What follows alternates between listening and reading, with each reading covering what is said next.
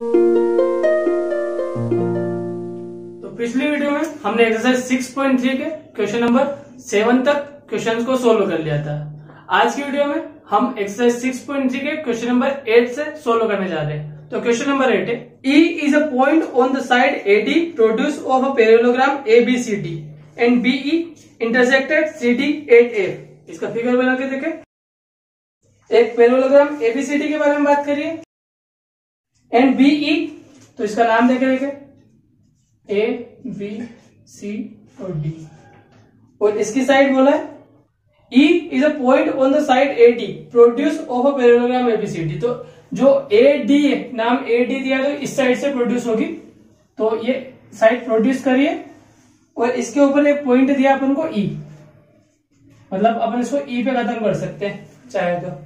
इसके बाद बोला and BE intersect CD at F, और जो BE है मतलब B को मैं E से मिला दूं यहां से, तो वो CD को इंटरसेक्ट कर रहा है F पे, तो ये CD को इंटरसेक्ट कर दिया अपने F पे।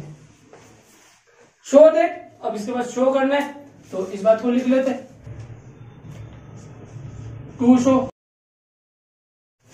Triangle ABE is similar to triangle CFB। और गिवन में अपन को दिया था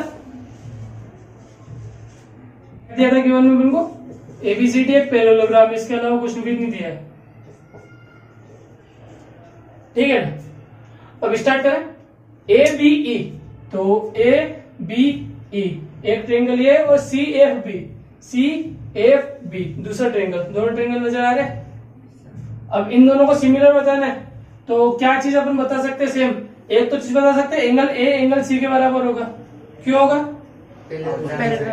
opposite angle of parallelogram.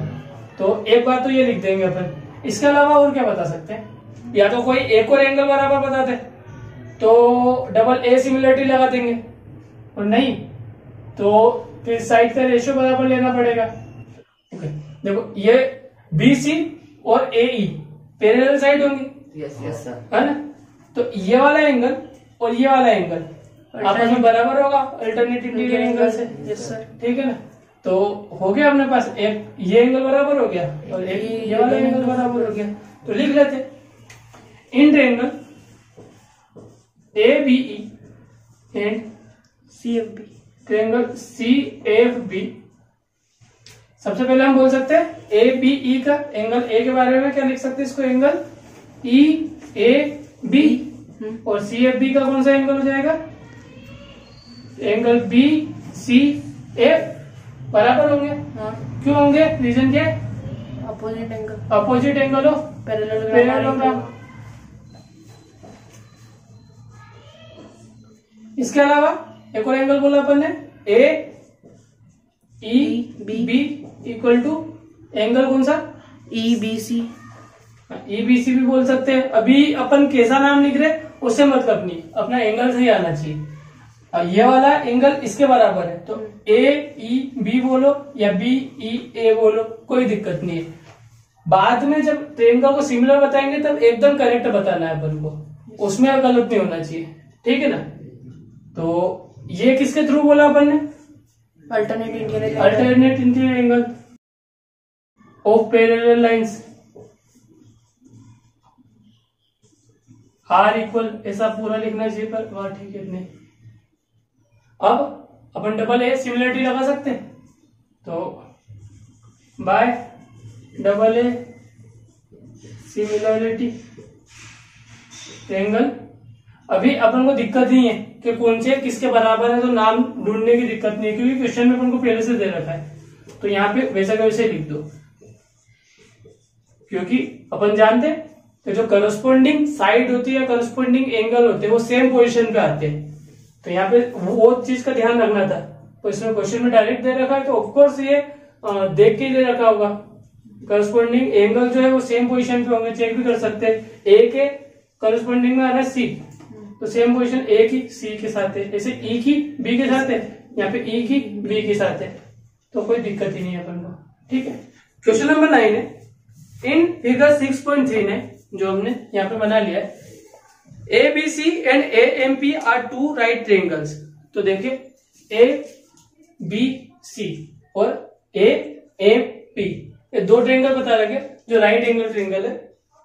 Right angle at B and A respectively. तो पहले ट्रायंगल का नाम लिया था हमने ABC, उसमें B पे राइट एंगल है और दूसरा वाले में AMP पे M पे राइट एंगल है। इसमें बोला प्रूव दैट, दो चीजें प्रूव करनी है। तो इसे लिखा first, triangle ABC is similar to triangle AMP।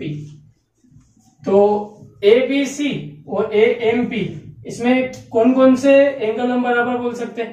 तो सबसे पहला तो क्लियर दिख रहा है, एक तो राइट एंगल और सेकंड बड़ा इजी सा है, कौन सा एंगल? एंगल है दोनों में कॉमन है और दोनों में कॉमन है तो इक्वली हुआ।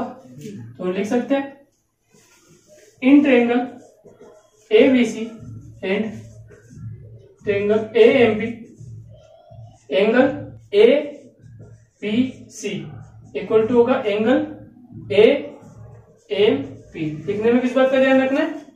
जो हमने पहले ट्रायंगल का नाम लिखा है उसका एंगल पहले और बाद वाला ट्रायंगल में बाद का एंगल, ऐसा है ना। आगे सेकंड एंगल था एंगल A बराबर है, तो ABC में एंगल A को नाम दे सकते हैं हम एंगल CAB और अगले वाले में हम एंगल को नाम दे सकते हैं एंगल PAM। तो by double A similarity triangle ABC is similar to triangle AMP, जैसा कि हमने क्वेश्चन में दिया था, हमने ऐसा कैसे लिख लिया।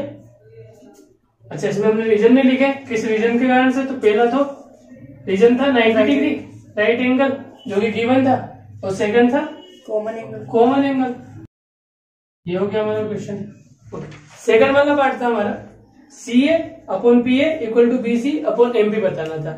और किसी भी ट्रायंगल को सिमिलर या कॉन्ग्रुएंट बताने के बाद जब भी ऐसा कोई क्वेश्चन पूछा जाए तो सिंपल सा तरीका होता है, जो दो कॉन्ग्रुएंट या सिमिलर ट्रायंगल की खासियत होती है वो जो की होती है, जैसे कि कॉन्ग्रुएंट ट्रायंगल में क्या होती है?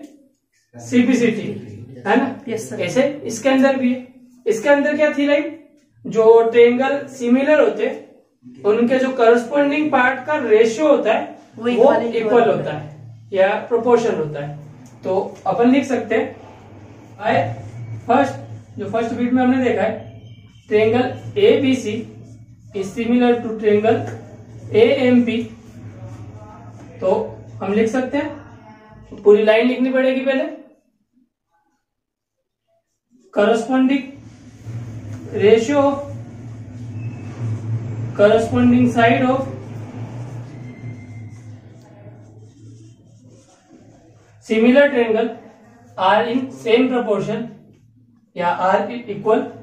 तो अब इस वाले ABC का देखो अपन ले रहे CA, तो CA का मतलब है CA इस पोजीशन में, एक लास्ट वाला और एक फर्स्ट वाला। तो यहां से भी देखो लास्ट वाला है P और फर्स्ट वाला है A इक्वल टू, अपन को आगे बताना BC, तो BC लास्ट की 2 पोजीशन पे और यहाँ पे लास्ट की 2 पोजीशन पे है MP। तो देखो एकदम करेक्ट प्रूव हो गया। ओके, नेक्स्ट क्वेश्चन को देखो। क्वेश्चन नंबर 10 है CD and GH are respectively the bisector of angle ACB and EGF such that D and H lie on side AB and AB of triangle ABC and EFG respectively। तो अभी इसको हम देखें figure बना के, फिर अच्छे समझ में आएगा। एक दिया हमें ट्रायंगल ABC, मतलब इसमें 2 ट्रायंगल बनने वाले, और एक दिया अपन को ट्रायंगल EFG, इसका नाम दे दिया ABC और ये हो गया EFG। आगे बोला है CD and GH are respectively the bisector of angle ACB। तो ACB का तो हो गया CD, तो ACB और इसका एक बाइसेक्टर बना रहे यहां से यहां पे D, ठीक है ना, इसको मिला लेते हैं। ये एंगल बाइसेक्टर बोला है, तो एंगल बाइसेक्टर क्या काम करता है? एंगल को दो इक्वल पार्ट में डिवाइड कर देता है, ये दोनों इक्वल पार्ट हो जाएंगे। और बोला EGF का है, EGF इसका एक बाइसेक्टर है, नाम क्या है, GH। ये वाला एंगल और ये वाला एंगल बराबर हो गए। If triangle ABC is similar to FEG, तो गिवन में मिल गया अपन को triangle ABC is similar to triangle FEG। और पूछा हमसे सबसे पहले शो दैट, फर्स्ट है CD upon GH equal to AC upon FG। सबसे पहले तो हमें बताना है CD अपॉन GH। तो CD ये लाइन है और ऐसे ही GH ये वाली लाइन है, तो ये तो ट्रायंगल ABC और FEG में तो आ ही नहीं रहे। इसके अलावा बोला है AC अपॉन FG, तो AC और FG ये दो साइड, तो यहां का ट्रायंगल लेना है अपन को ACD और यहां का ट्रायंगल लेना है अपन को HGF ये वाला, और इन दोनों को सिमिलर बताना है, फिर जाके हम इन दोनों साइड को बता पाएंगे, मतलब इन दो साइड का रेशियो बराबर बता पाएंगे। तो लिखे इन ट्रायंगल CD को लाने के लिए और AC को लाने के लिए ट्रायंगल चाहिए हमको ACD एंड GH और FG को लाने के लिए, GH और FG को लाने के लिए हमको ट्रायंगल चाहिए ट्रायंगल FGH। ठीक है, अब इन दो ट्रायंगल में देखें इन दोनों को सिमिलर कैसे बता सकते हैं अपन। तो सबसे पहले तो हम कह सकते हैं जो इस वाले ट्रायंगल का एंगल A है वो इस वाले ट्रायंगल के एंगल F के बराबर होगा। क्यों होगा बराबर? क्योंकि इसके थ्रू देखो एंगल A और एंगल F दोनों सेम पोजीशन पे और सिमिलर है, तो वो सिमिलर ट्रायंगल के करस्पॉन्डिंग एंगल इक्वल होते हैं। इस कारण से अपन लिख सकते हैं एंगल ACD का कौन सा एंगल DAC इक्वल टू हो जाएगा FGH का कौन सा एंगल FGH का GFH। ये दोनों बराबर हो गए, है ना। अगला एंगल अपन ले सकते हैं एंगल C को और एंगल G को बराबर, मतलब कौन सा वाला, इतना वाला पार्ट C का और इतना वाला पार्ट G का। क्यों? क्योंकि एंगल C और एंगल G ये दोनों आपस में बराबर थे, है ना। तो ये भी इसके थ्रू प्रूव कर सकते हैं C और G सेम पोजीशन पे, इस कारण से। तो एंगल बाइसेक्टर क्या काम करता है, इसी एंगल को दो बराबर पार्ट में बांटता है। तो अगर एंगल C और एंगल G बराबर है तो हम लिख सकते हैं angle ACD equal to angle FGH। ये लाइन समझ में आई ना? Yes sir. काफी ज्यादा शॉर्ट कर दिए, नहीं तो अपन सबसे पहले यहाँ पे लिखेंगे इस बात को। अपन यहाँ लिख सकते हैं वही जो सिमिलर ट्रायंगल होते हैं उसके करस्पॉन्डिंग एंगल होते हैं वो इक्वल होते हैं, तो इसके थ्रू अपन यहाँ पे लिख सकते हैं angle ACB equal to angle EGF, है ना। और एंगल ACB और EGF या फिर C और G की पोजीशन देख लो सेम है, तो इसको ACB को लिख सकता हूं मैं टू एंगल ACD, है ना, टू एंगल ACD। और EGF ये FGH का डबल है, इसको लिख सकते हैं टू FGH। ठीक है, और इसके थ्रू 2 से 2 काटते हैं तो ये चीज मिल जाएगी। इसका आंसर अपन ने बराबर लिखा, तो ये किस कारण से लिखा, क्योंकि हमको दिया है triangle ABC is similar to triangle FEG। इस कारण से अपन ने इसके सिमिलर पार्ट मतलब करस्पॉन्डिंग एंगल को बराबर बता दिया। ठीक है, और बाय डबल है सिमिलरिटी, अपन कह सकते हैं triangle ACD is similar to triangle, अभी यहाँ पे ध्यान से रखना नाम, क्योंकि ये नाम अपन ने दिए थे। तो एंगल A और एंगल F को सेम पोजीशन पे रखा था, तो यहाँ पे आ जाएगा एक जगह एंगल एफ, है ना, सेम पोजीशन पे। यहाँ पे सी और जी को सेम पोजीशन में बताया, तो यहाँ का सी, यहाँ पे आ जाएगा जी, और बचा कौन सा, एच, यही बचा। तो डी और एफ सेम पोजीशन पे आ जाएंगे। फिर लिखेंगे वो वाली लाइन, रेशियो corresponding side